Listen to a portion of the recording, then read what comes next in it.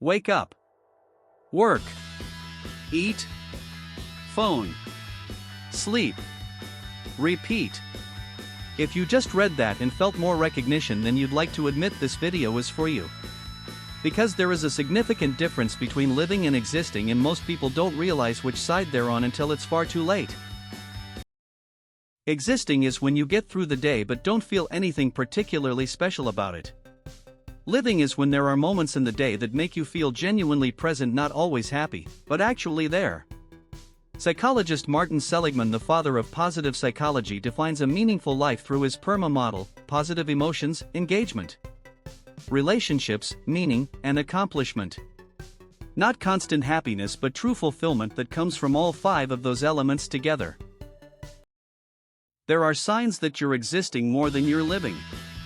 You do what you do out of habit or obligation, not because it holds meaning for you.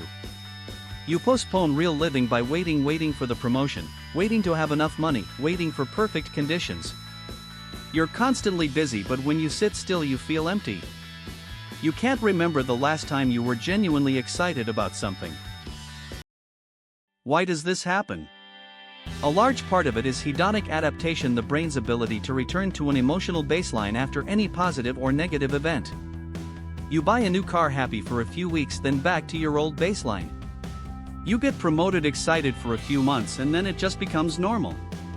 The brain cannot sustain the feeling of specialness indefinitely with anything, not unless you actively create novelty and meaning. The second thing is the absence of purpose.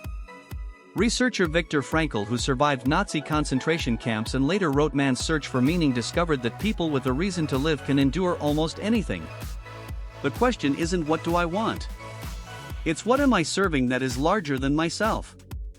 However small, family, community, work that creates impact. The answer to that question is the thread that keeps life oriented. How do you start living instead of just existing?